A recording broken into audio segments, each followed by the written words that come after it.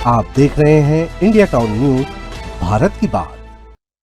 छत्तीसगढ़ में एक ऐसी खबर सामने आई है जिसने राज्य की राजनीति और योजनाओं की विश्वसनीयता दोनों पर सवाल खड़े कर दिए हैं। प्रधानमंत्री आवास योजना, जिसे गरीब और जरूरतमंद के लिए राहत की योजना माना जाता है, उसमें कथित तौर पर बड़े पैमाने पर गड़बड़ियों और भ्रष्टाचार का खुलासा हुआ है। कैग रिपोर्ट के मुताबिक नियमों को ताक पर रखकर करोड़ों रुपए का गलत भुगतान किया गया। कई हितग्राही योजना का लाभ लेने के पात्र ही नहीं थे और महिला हितग्राहियों के लिए तय मकानों की संख्या भी आधी रह गई। लेकिन यह सिर्फ शुरुआत है। रिपोर्ट में और बड़े खुलासे हुए हैं। क्या यह सिर्फ कुछ स्थानीय अधिकारियों की गलती थी या इस घोटाले के पीछे कहीं और बड़े नाम और शक्तिशाली लोग भी शामिल हैं? आज हम आपको दिखाएंगे कैग रिपोर्ट की वो कड़ियां जो इस योजना के क्रियान्वयन में हुई अनियमितताओं की गहराई को उजागर करती हैं।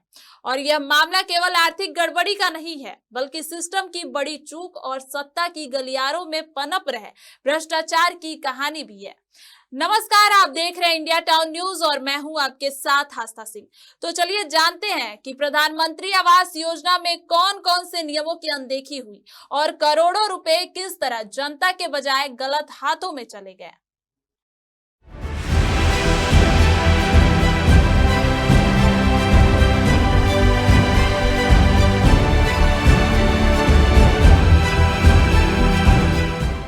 छत्तीसगढ़ में प्रधानमंत्री आवास योजना में बड़ी अनियमितताओं का खुलासा हुआ है। मार्च 2023 तक की अवधि के लिए तैयार की गई कैग रिपोर्ट में योजना के क्रियान्वयन में कई गंभीर गड़बड़ियों की बात सामने आई है। रायपुर, बिलासपुर, कोरबा और प्रेमनगर में नियमों के विरुद्ध आवास आवंटित किए गए और कई ऐसे हितग्राही पाए गए जिनकी आय सीमा से अधिक होने के बावजूद उन्हें लाभ दिया गया। कैग रिपोर्ट के अनुसार 71 ऐसे हितग्राही पाए गए हैं जिनकी वार्षिक आय 3 लाख रुपए से अधिक थी, फिर भी उन्हें योजना का लाभ मिला। 250 हितग्राहियों के नाम पर जमीन ही नहीं थी, फिर भी उनके लिए लगभग 4 करोड़ 5 लाख रुपए का भुगतान किया गया।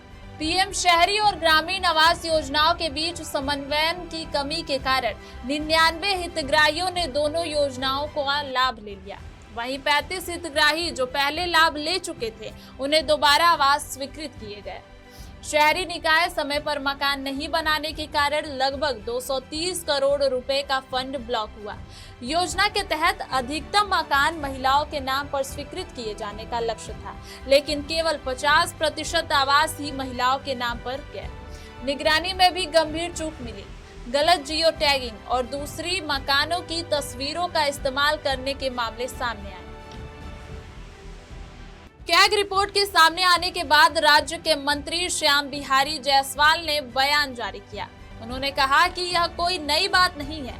कांग्रेस और भ्रष्टाचार हमेशा एक दूसरे के पर्याय रहे हैं। उन्होंने कहा कि पिछली सरकार में गरीब और आम आदमी के लिए कोई काम नहीं हुआ, जबकि वर्तमान सरकार जीरो टॉलरेंस नीति के तहत भ्रष्टाचार रोकने के लिए कार्रवाई कर रही है। मंत्री ने यह भी स्पष्ट किया कि राज्य सरकार किसी भी स्तर पर भ्रष्टाचार के मामलों में समझौता नहीं करेगी और जिम्मेदारों को दंडित किया जाएगा। कैग रिपोर्ट के खुलासे ने यह सवाल खड़ा कर दिया है कि पीएम आवास योजना के क्रियान्वयन में कितनी गंभीर अनियमितताएं हुई हैं और अब सरकार इन मामलों में क्या कदम उठाएगी।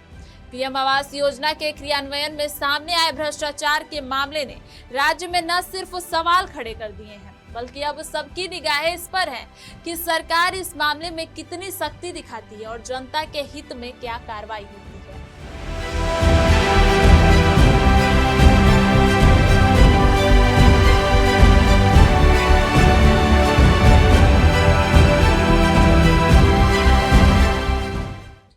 छत्तीसगढ़ में प्रधानमंत्री आवास योजना में सामने आए भ्रष्टाचार के मामले ने राज्य की राजनीति और प्रशासन पर गंभीर सवाल खड़े कर दिए हैं।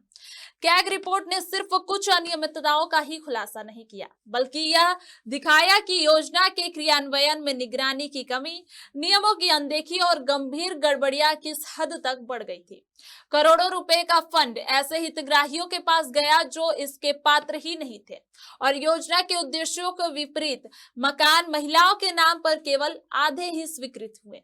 मंत्री श्याम बिहारी जायसवाल ने कहा है कि सरकार जीरो टॉलरेंस के तहत कार्रवाई कर रही है और किसी भी स्तर पर भ्रष्टाचार के मामलों में समझौता नहीं किया जाएगा।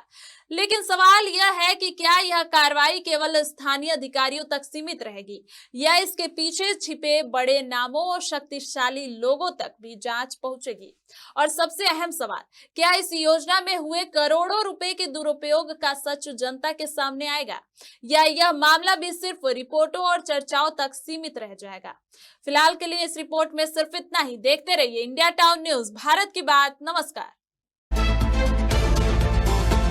आप देख रहे हैं इंडिया टाउन न्यूज, भारत की बात।